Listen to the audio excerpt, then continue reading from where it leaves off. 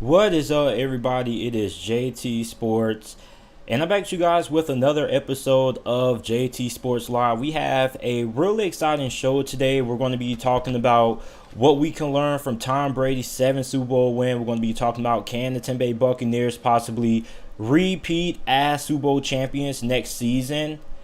Could the Las Vegas Raiders make a mistake trading away quarterback Derek Carr? And lastly, we're going to be talking about the state of the franchise for the Los Angeles Rams. Now, before I get into it, make sure that if you haven't already, that you guys go ahead, hit the like button, and subscribe to the channel because I upload NFL videos and college football videos daily. Also, make sure to check on the JT Sports Podcast. The JT Sports Podcast is available on all podcasting platforms, Apple Podcasts, Spotify Podcasts, wherever you go ahead and get your podcast from. If you guys like to listen to the audio version of the video, such as this live stream, once this live stream is done, it will be uploaded and available on all of the podcasting platforms for those of you guys who want to go ahead and check it out. So, the Tampa Bay Buccaneers defeated the Kansas City Chiefs Sunday night in Super Bowl 55 in Tampa Bay. And I was watching the Super Bowl with a couple of my college roommates and friends. For those of you guys who don't know, I have started my first semester of college this spring term. And a lot of people that I was watching the game with were a little bit surprised at the fact that Tampa Bay was able to beat Kansas City so convincingly, 31-9. Now, remind you that Kansas City only scored 9 points in that game. I can't remember the last time Kansas City has scored less than 20 points in a very long time. I think you have to go back to I can't even remember the last time I remember Kansas City scoring less than 20 points in a football game ever since Patrick Mahomes took over as the starting quarterback in Kansas City. And Tampa Bay just had a complete all-around incredible game plan. I mean, listen, I told everybody in my Super Bowl preview and prediction video that I was going to go with the Tampa Bay Buccaneers. And everybody was calling me a Kansas City hater. Everybody was saying that I didn't know what I was talking about. And I told people, I said that Tampa Bay was going to win because, first of all, you look at Kansas City's offensive line.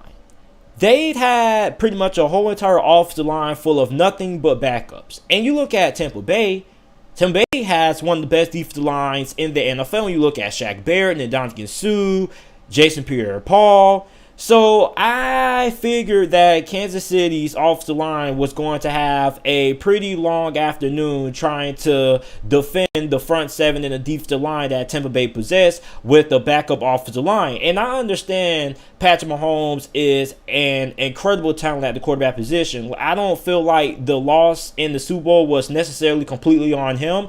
I felt like he played the best that he could. But I told everybody, I did not feel like Tampa Bay was going to lose given the situation that Kansas City was dealing with, having nothing but backups on the offensive line. So when we talk about that Super Bowl, we have to talk about Tom Brady. What can we learn from Tom Brady's 7th Super Bowl win? Okay, now listen. Tom Brady had an incredible Super Bowl performance last night. 21-29. 3 touchdowns, no turnovers, 201 passing yards. It was an incredible game from Tom Brady. But we can't give Tom Brady all of the credit. We have to give the credit to the coaching staff, Bruce Arians, Brian Leftwich, Todd Bowles for assembling great game plans on the offensive side of football and the defense side of football. We got to give the defense a lot of credit for slowing down Patrick Mahomes and that Chiefs offense. But what we can learn from Tom Brady with his 7th Lombardi trophy is that Tom Brady, if it hasn't been confirmed already, he is the greatest football player of all time. And nobody really denied that heading into the Super Bowl. We already knew that Tom Brady was the GOAT. But just in case you needed some extra emphasis, Tom Brady is the greatest of all time. If you don't consider Tom Brady the greatest of all time, then, well, my friend, you're just ignorant or you're just a hater.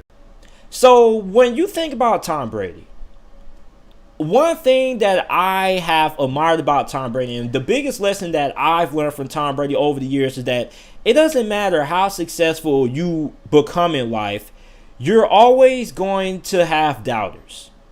Tom Brady has been doubted his whole entire career. Going into the Super Bowl, the Tampa Bay Buccaneers were a 3-point underdog heading into this game. Okay? And Tom Brady was able to prove the doubters wrong.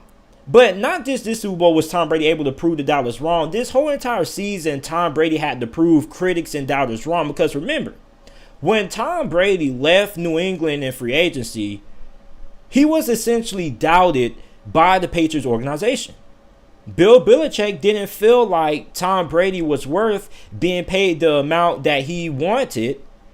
And he didn't feel like he needed Tom Brady to continue to be successful. So he basically said, Tom, I love you. We appreciate what you've done for this organization, this franchise. But we're going to let you walk because we feel like we can do better. So Tom Brady enters free agency. And the two teams that have the most interest in Tom Brady in the offseason and last year's free agency were the LA Chargers and the Tampa Bay Buccaneers. Now, Tom Brady knows that at this point in his career that he can't do it all by himself. He is going to need a lot more help than what he had when he was playing for the Patriots. So he goes to Tampa Bay with one of the best wide receiving corps in the NFL. You got Chris Godwin, you got Mike Evans, you got Rock Gronkowski at tight end, you got Cameron Brate, you got a really good group of halfbacks, and you have Bruce Arians as your coach. So what was the narrative before the season began? Because remember, Tampa Bay and Kansas City was my preseason Super Bowl prediction. Well, everybody agreed that Kansas City was going to make it to the Super Bowl, that they were going to win the AFC. But a lot of people disagreed with my notion that Tampa Bay was going to represent the NFC conference in the Super Bowl. Everybody was saying, JT, you're overrating the Tampa Bay Buccaneers. Tom Brady's washed up. You saw what he did with New England. He's not the same quarterback. It is going to work out in Tampa Bay. Well, I told everybody, I said, watch. See what happens. It's no way you're going to give Tom Brady, one of the greatest quarterbacks of all time, a great supporting cast around him, with a great group of wide receivers, and a really good head coach in Bruce Arians, and tell me that this whole entire experiment was just going to hit the fan. So week one, the Tom Brady haters are at an all-time high because remember, week one, the Saints beat the Tampa Bay Buccaneers and Tom Brady had a really bad performance. So then the more Tom Brady haters come from me, they say, looks like you were wrong about Tom Brady all along. You were overrating the Tampa Bay Buccaneers, ha ha ha. Well, the Tampa Bay Buccaneers in the middle of the season start to hit their stride. Remember, they blew out the Green Bay Packers. They were in their stride. Then they had some up and down performances. They were really inconsistent, and people were still doubting Tom Brady. Then comes the NFL playoffs. So the NFL playoffs kicks off, and there are still a lot of people who continue to doubt Tom Brady. Remember, doubt has been the signature of Tom Brady's career. Tom Brady has been doubted his whole entire career. Even before he was drafted coming out of the University of Michigan in the 6th round, 199th overall by New England. Even when he was winning Super Bowls, people still doubted Tom Brady. So we entered the playoffs this year. And there are a good amount of people out there who believe that Tampa Bay is going to lose in the wild card round to Washington. People felt like Tom Brady was going to struggle against the Washington football team's defense. Well, what happened? I chose Tom Brady. Tom Brady was being doubted. What did Tom Brady do? Well, he leads the Tampa Bay Buccaneers to a win over Washington in the wild card round. So what is the notion next week heading into the divisional matchup against the New Orleans Saints? Well, Tom Brady is not going to be able to get it done against New Orleans because the Buccaneers have played the Saints twice and the games haven't been close. Well, I chose Tom Brady to win that one. What did Tom Brady do? He proved the doubters wrong once again. Leads Tampa Bay to the NFC Championship game against the Green Bay Packers after defeating the New Orleans Saints. So what is the narrative come the NFC Championship game? Well, Tom Brady wasn't all that great in his last couple of playoff performances this year against Washington and New Orleans. He just did enough to win. Okay, well, against Green Bay, people still doubt Tom Brady. And what happened? I still chose Tom Brady to help his team get to the Super Bowl. So a lot of people were doubting Tom Brady this year all the way up to the Super Bowl. And people still doubted Tom Brady. And what does Tom Brady do? He proves the doubters wrong once again and leads the Tampa Bay Buccaneers to their second Super Bowl in franchise history. Tom Brady has made a career of proving doubters wrong ever since he was drafted by the New England Patriots several years ago, or several decades ago, I should say. And the message that we can all learn from Tom Brady is that your doubters are never going to go away. No matter how successful you get in life, no matter how much money you make, no matter how good of a job you have, no matter how good of a citizen you may become in this life, you're always going to have people that doubt you. I remember growing up in elementary, middle school, high school, I was, African-American kid, didn't come from the richest family, and I was a troubled kid. I was always that kid who was always sitting in the back of the class because the teachers didn't want to deal with me because I was always an issue. I was always disturbing the class. I don't feel like I was a bad kid growing up. I feel like I was misunderstood. But this day and age, you have teachers that nobody really wants to deal with the kid who causes a lot of trouble. So I was always the kid that teachers always felt like I was never really going to live up to my potential. I was always known as being really smart. Teachers always said that about me, but nobody really gave me a chance all that much to succeed in life because everybody felt like I was just going to become another statistic. Everybody felt like I was just going to be another African-American kid who wasn't going to amount to anything because I wasn't going to be able to change my life around. And I was going to end up, either dead or in jail by the age of 18 or 20. And that was kind of narrative about me all throughout elementary, all throughout middle school, all throughout high school. I've always had teachers tag me with this stigma, always doubting me. Like, I remember when I first started high school, right? So I first started high school my freshman year, and I had all intensive classes.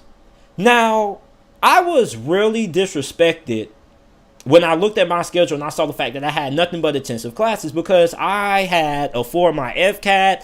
I passed my Algebra 1 math class in 8th grade. So I really didn't understand why I was in those intensive classes. So I went up to my guidance counselor to get my schedule changed. He didn't want to do it. Okay, he didn't have faith in me. He doubted me. He doubted my ability to handle those classes. He said, "Are you sure you're going to be able to handle those classes?" I said, "Yeah." So he says that for me to get my schedule changed, I have to go to the principal and I have to go through him and he has to approve the schedule change. So the principal has faith in me. He has confidence in me. He understands I'm a troubled kid, but he understands that I like to challenge myself. So I get these honors classes, right? And all of my teachers say this every single year. They said when they first looked at me and they first looked at how I acted and how I talked, they didn't believe that I deserved to be in those classes. Because nobody wants to put a kid like me in honors classes or dual enrollment classes with other kids because they kind of want to separate the kids like me from, the dual enrollment kids because maybe they feel like I could have been a bad influence or whatnot. So teachers doubted me. They didn't think I was all that smart. All they saw was the fact that I had great test scores. But if it wasn't for my great test scores, I never really would have had a chance. So I remember this very year, my freshman year of high school, we had to take something called a mock EOC. Basically, what the mock EOC was is basically the high school version of a midterm exam for biology. Well, I Christmas treated because he said it didn't matter. So if it didn't matter, why would I need to put my all in it? Just so you can know where I'm at? So I Christmas treated biology mock EOC. He looked at the scores and I had the lowest score out of everybody in the class. And he came up to me and said that, JT didn't do so well. And I said, I didn't try. And he said, "You're not going to pass the EOC." And I said, "How much you want to bet I pass the EOC?" Because you see, he doubted me, literally. My biology teacher my freshman year came up to me and said that I was not going to pass the class and that I was going to fail the EOC. My biology teacher, right? So we made a deal. I told him that if I passed biology EOC, that he has to give me a passing grade in the class. And on top of that, he has to let me come during the summer and eat pizza and blast music in his classroom. So here we are. The EOC comes around. I take the EOC. It was really easy to me, right? So then the EOC scores come out like a couple of months later. And I had one of the highest scores in the district. I was proficient on pretty much 88% of the topics. And on top of that, I proved them wrong. Then, I emailed him as soon as I got my score and told him, I said, you were wrong. You said that I wasn't going to pass the OC, and guess what he said? He gives you the old cliche, JT, I was just using that to make you better, just to make you strive harder and things like that. All that necessary bull crap. I'm not done. I knew that he didn't believe that I was going to pass that mock OC. And rightfully so. I didn't study. I didn't put no time in. But one thing about me is that I knew my self-worth. I knew how smart I was. I knew what I was capable of. And that is Tom Brady. Despite being doubted so much in life and so much throughout his NFL career, he knew what he was. He knew what he was capable of. You know what they say, you can only control what you can't control. And that's what Tom Brady did. He couldn't control what other people thought about him. He couldn't control the doubters. Only thing he could do was go on the field and play to the best of his ability. And you look at Tom Brady, all these years, even when he was winning Super Bowls, people were still down in Tom Brady. Remember 2014, 2015, we have the infamous cliff theory. Remember that? Remember when Max Kellerman went on First Take and said that Tom Brady is going to fall off the cliff and that Tom Brady is going to slowly decline? Remember that? Well, ever since the infamous cliff theory by Max Kellerman, Tom Brady has beaten the Atlanta Falcons in the Super Bowl. Well, remember, he was down in that Super Bowl as well when pretty much everybody was turning off the TV, assuming that Atlanta had the game in the bag. I remember I went to sleep because I thought the game was over. Then next thing you know, I wake up and Tom Brady's hoisting up the Lombardi Trophy, and I'm watching the highlights of how Atlanta had one of the worst Super Bowl collapses in history. Then what happens after that? Okay, the following year after that, they lose to the Philadelphia Eagles in the Super Bowl. And a lot of people are saying that Tom Brady is declining, that the New England Patriots will never ever make it to the Super Bowl once they lost to Nick Foles and company with the Philadelphia Eagles. So what happens the year after they lose to Philadelphia? People doubt New England. People say that the dynasty is over. And they go and they defeat the LA Rams in the Super Bowl and hold the LA Rams to less than 10 points. So you look at that and you look at, the narrative that people have always had for Tom Brady. The fact that, he is going to decline sooner rather than later. And even then, if you want to go back even further, remember when Tom Brady tore his ACL? People doubted Tom Brady then. People doubted that Tom Brady would be able to be the same quarterback that he was before his ACL injury. He comes back. He wins Comeback Player of the Year.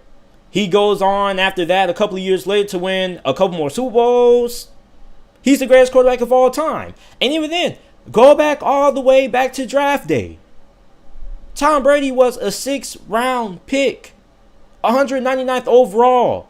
People say he was too skinny, he was too scrawny, he didn't have the body type of an NFL quarterback. He didn't have a great arm, he wasn't athletic, he ran like a 5 point something in a 40-yard dash, one of the slowest 40 times in NFL history. A guy who people doubted before he even had a chance to enter the NFL draft at Michigan. People doubted his ability to become the starting quarterback at Michigan. And what happens, all Tom Brady has done throughout his career is prove doubters wrong. And what we can learn from Tom Brady is that it doesn't matter how low you may be in life or how high and successful you may be in life. You're always going to have doubters. You're always going to have people that doubt you no matter what you do in life. And it's not about, the doubters. It's about what you do to prove the doubters wrong. You can either prove the doubters right or you can prove the doubters wrong. And for a lot of people just don't have the mental fortitude like Tom Brady. You see, let me give you guys a good example. Everybody listens to the media. You have to be really naive to think that these professional athletes don't read their Instagram comments and that they don't listen to what these journalists and analysts are saying on them about, on Fox Sports and ESPN and on the big networks. These athletes have ears. They know what's being said about them. But you have guys like Tom Brady who don't let the criticism get to him. And you have guys like Kevin Durant who can't handle the criticism, who care too much about what other people think about them. Kevin Durant got exposed for having a burner account. So you look at Tom Brady, what you can learn from Tom Brady is that you're always going to have doubters no matter how successful you are in life or how low that you may be in life. people are always going to doubt you. You can either prove them wrong or you can prove them right. And even when you do, you're still going to have doubters. I mean, Steve Jobs had doubters. Okay? Bill Gates has doubters. Mark Zuckerberg has doubters. Every day there's people saying that Facebook is going to fall off. Every day. And all Mark Zuckerberg does is keep doing him, controlling what he can control, and prove that was wrong. And Facebook is still going strong right now, along with Instagram, Twitter, and everything else. So, I mean, you look at Tom Brady.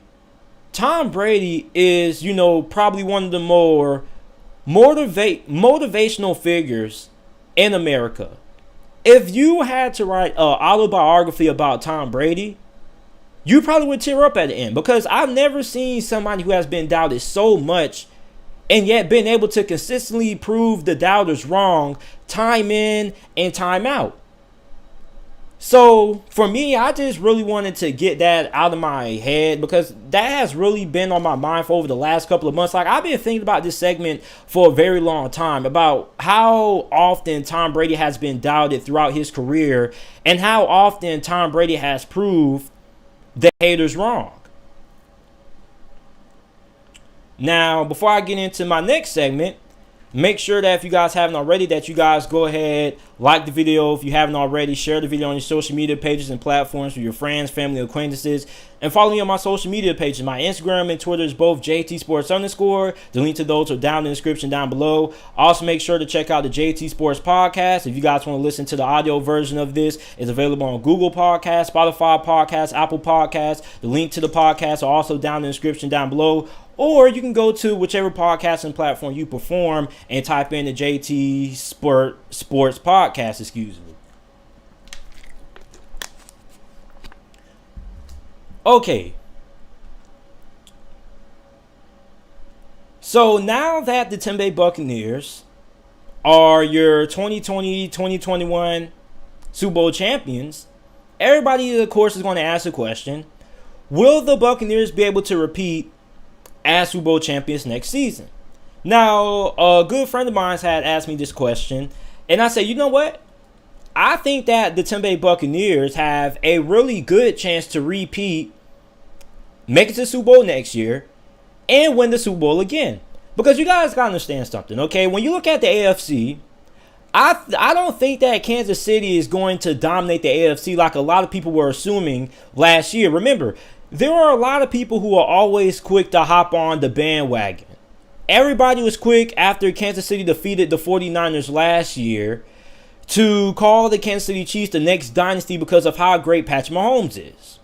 So I told everybody, I said, listen, the Chiefs are not going to be the next dynasty. Are they going to be a really good franchise for the next decade or so? Yes, they are. Are they going to win multiple Super Bowls? Yes, they are. But they're not going to dominate the NFL the way you think that they will, just because they have one player named Patrick Mahomes. This isn't basketball when one player can just dictate the whole entire outcome. This is a team sport. And you look at Kansas City, I don't think that the AFC is going to be as easy as it has been for Kansas City over the last 3 years. Okay, over the last 3 years, Kansas City has been to the AFC Championship. They had to face New England. Okay, they beat New England. They finally got New England out of the way. You beat Buffalo this year. But the AFC is getting really tough. You have Buffalo. I really like Buffalo a lot.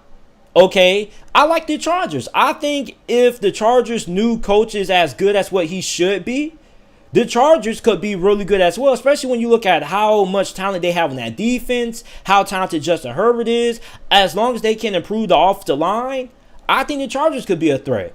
Okay, you got Cleveland who could be a threat. You got Baltimore who could be a threat. Like, the AFC is going to be a lot tougher over the next coming years than what it has been for Kansas City over the last couple of seasons. But you look at the NFC. The NFC, in my opinion, is kind of getting weaker.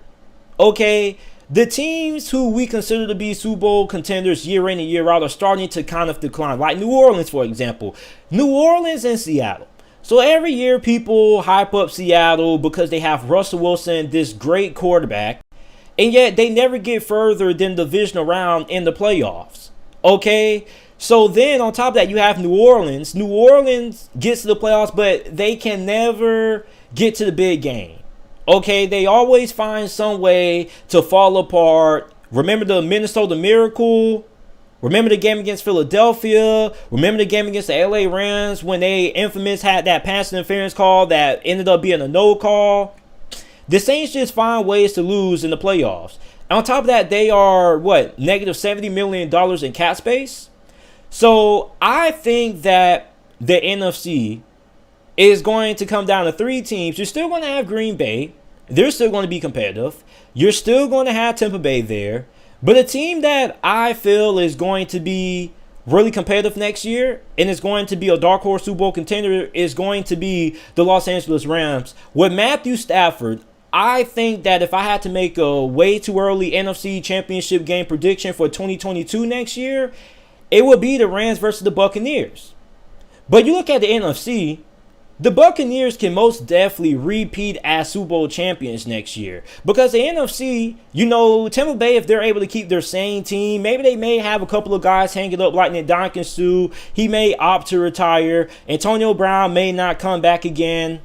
But at the end of the day, I still think that as long as Tom Brady stays serviceable and that he can, still produce at an average to above average level, I think Tampa Bay is good enough to once again win another Super Bowl. Because it's not all about the quarterback. All you need is a good team around you and a good supporting cast, and that's what Tampa Bay has. And on top of that, Tampa Bay has a lot of youth on their side. Like, you look at Tampa Bay's roster, they have a lot of players under the age of 30. You have Carlton Davis, Sean Murphy-Bunting, you have Jamal Dean, you have Antoine Winfield, you have Devin White, you have Levante David, you have Shaq Barrett. You have the majority of your defense is really young.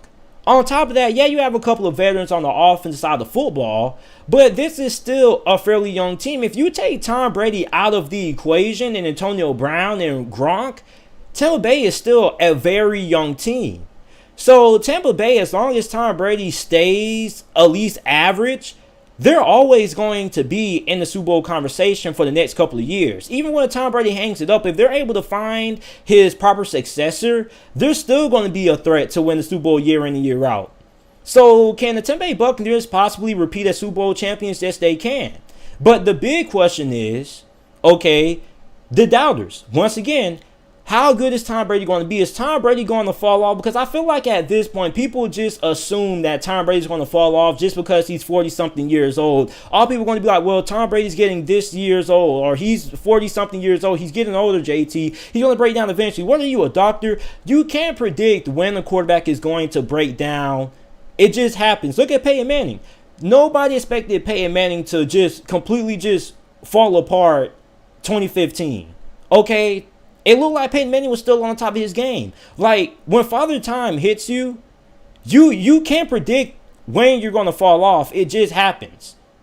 That you can't control. So when Tom Brady falls off, it just happens. You just can't really predict it. So for Tampa Bay, I most definitely think that Tampa Bay has a really great chance to repeat as Super Bowl champions next year. So I'm looking at the live chat right now. Somebody said that Shaq Barrett is going to be a free agent, which is true. I think that Tampa Bay possibly will retain Shaq Barrett. I don't think they're going to let him walk away.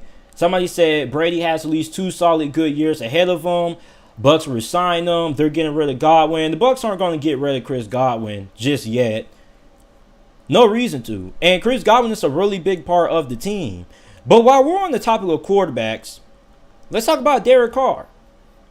So there are rumors circulating around that the Las Vegas Raiders could potentially trade away Derek Carr. Now, I just read a rumor before I started live streaming that said that Derek Carr is not available in trade. The Raiders are not interested in trading their starting quarterback, but will listen to offers from Marcus Mariota. Now, obviously, we know that there are reports that come out all the time that say that people aren't going to get traded. There was reports coming out there that say Matthew Stafford wasn't going to get traded, even though it came out and it was known publicly that he was going to get traded. So you never really know. In the offseason, anything can happen.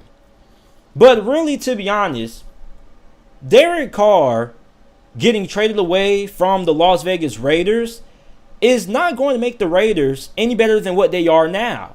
Okay, like, for example, if the Raiders get Deshaun Watson, cool. Deshaun Watson is an upgrade over Derek Carr. But can Deshaun Watson play corner?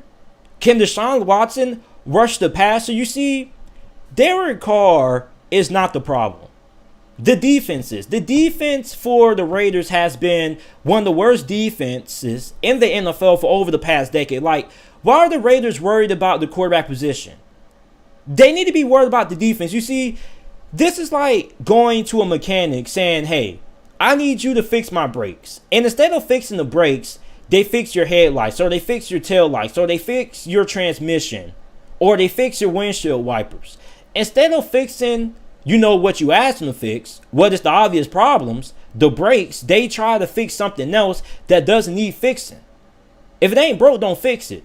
Derek Carr is not the problem for the Las Vegas Raiders. And a lot of Raiders fans try to make it seem like they're not making it to the playoffs because of Derek Carr. Derek Carr had one of the best seasons of his career. As a matter of fact, he should have been a candidate for Comeback Player of the Year because he threw for 4,103 pass yards, 27 touchdowns, and 9 interceptions. Derek Carr can win you games, and he's not going to lose you a lot of games neither because he doesn't turn the football over all that much. Derek Carr is really underrated and really underappreciated. I don't think a lot of Raiders fans really truly appreciate how good of a quarterback Derek Carr is. Now, is Derek Carr one of the best quarterbacks in the NFL? No, he's not.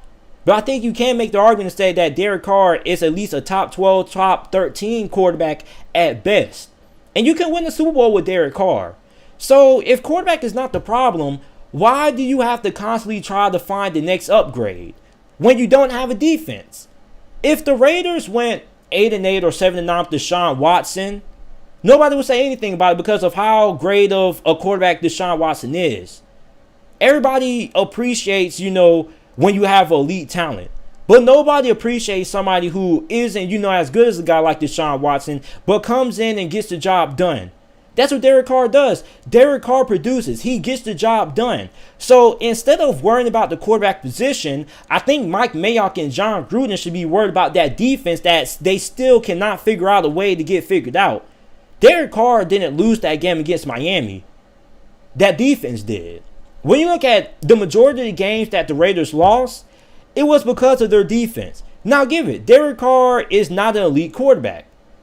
But I promise you, if Derek Carr was to get traded today to a team like New England or Chicago, he would have way more success on those franchises, on those teams that he would with the Las Vegas Raiders, a team with the actual defense.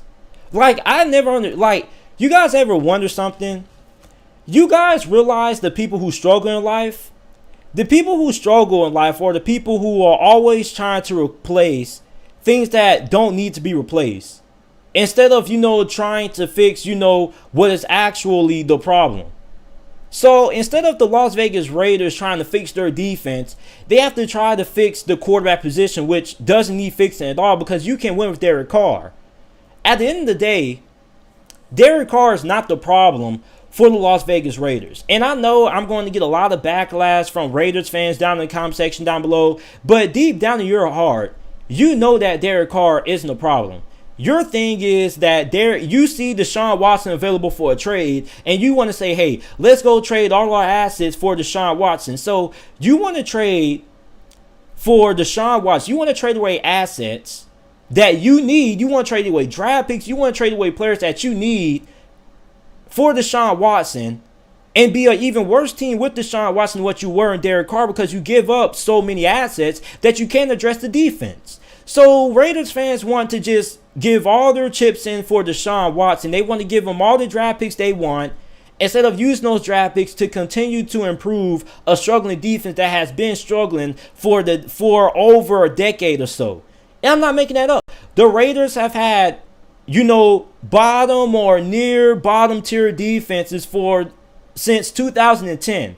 I can't even remember the last time the Las Vegas Raiders had even an average defense at best. So trading away Derek Carr doesn't solve anything. It doesn't make the Las Vegas Raiders better. Because all you're just going to do is trade in all your assets for a better quarterback. And instead of improving, what needs to be improved, the defense, you're going to end up having an even worse team. It doesn't matter if you can score a lot of points if you don't have a defense that can stop anybody. So Derek Carr is not the problem. And I don't care how much negativity I get from Raiders fans and how much backlash I get from Raiders fans. You guys know that Derek Carr is a good enough quarterback to win a Super Bowl. You see, that's what a lot of people fail to realize. Everybody is trying to get the new toy. Like, this is what Deshaun Watson is. Deshaun Watson is the Lamborghini that everybody wants to get. You know, that's like, you guys ever wonder why you always see people driving around in these nice cars, but they live in terrible houses, or they're still living with their parents? Because they don't try to focus on the things that matters. People try to live outside of their means. So you have people out here buying cars that they don't need when you already have a Toyota Camry that works pretty fine, but instead you have to try to be lavish and you got to try to get the best next thing instead of trying to improve your living situation or trying to improve your financial situation. That's why a lot of people now are, still paying off debts, because they always try to get things that they don't need instead of focusing on the things that they do need. God doesn't give you what you want. God gives you what you need. And what the Las Vegas Raiders need is a defense. Not what they want, a better quarterback. So Derek Carr, in my opinion, being traded away by the Las Vegas Raiders would be a huge mistake. And I don't think that him being traded away would make the Raiders a better team than what they already are. So before we get into the last topic, we got a super chat, a $5 super chat for my guy Martin. I'm sorry if I mispronounced your last name, Aurelio. He says, I love your podcast, JT. Keep it up and good luck with all your sports coverage. I appreciate the $5 super chat, man. Thank you, and I appreciate the donation.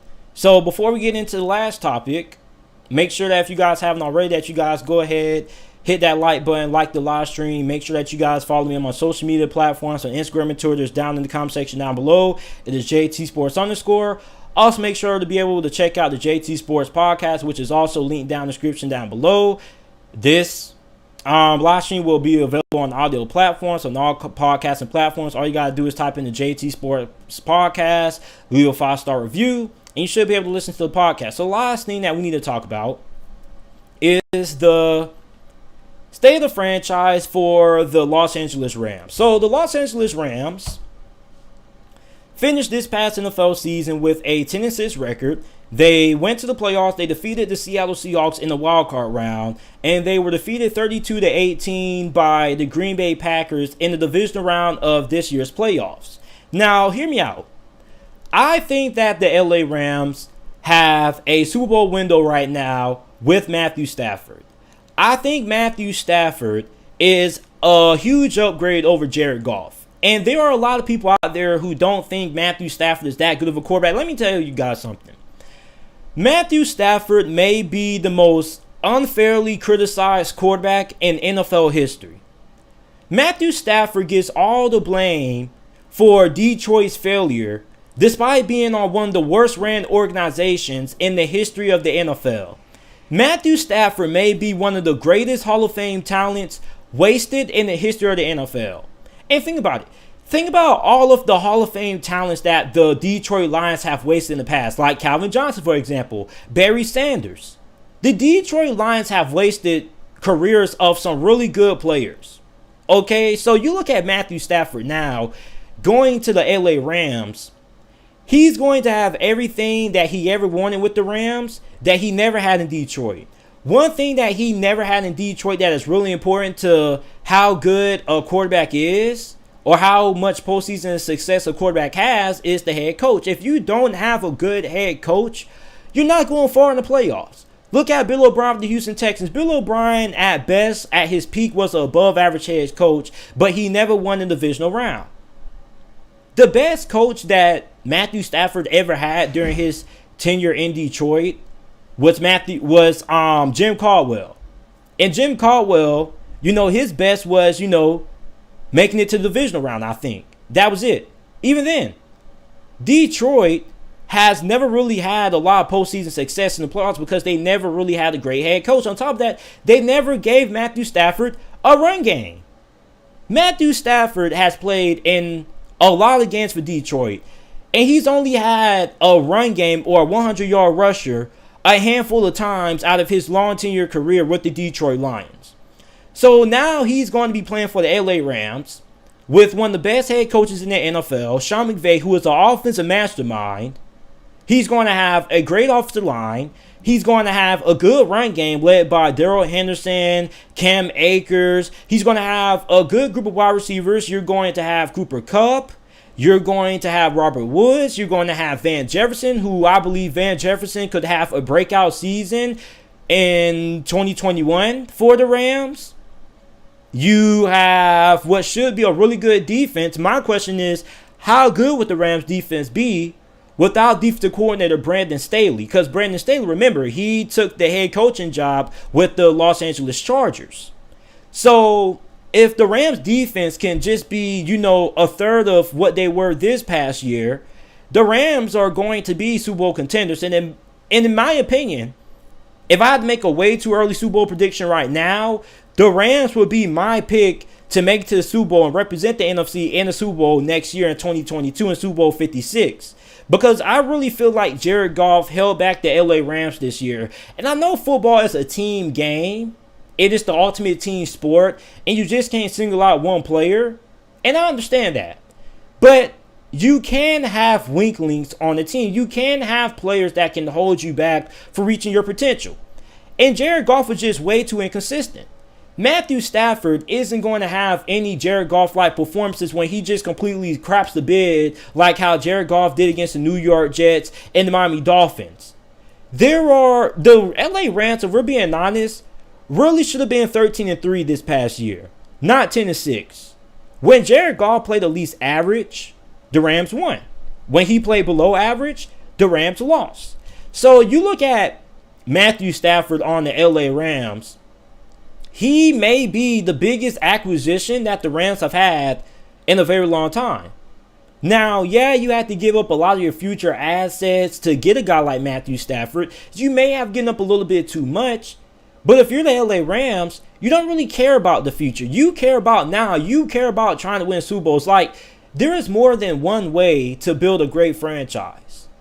And the Rams build their franchise by being aggressive in free agency and making trades.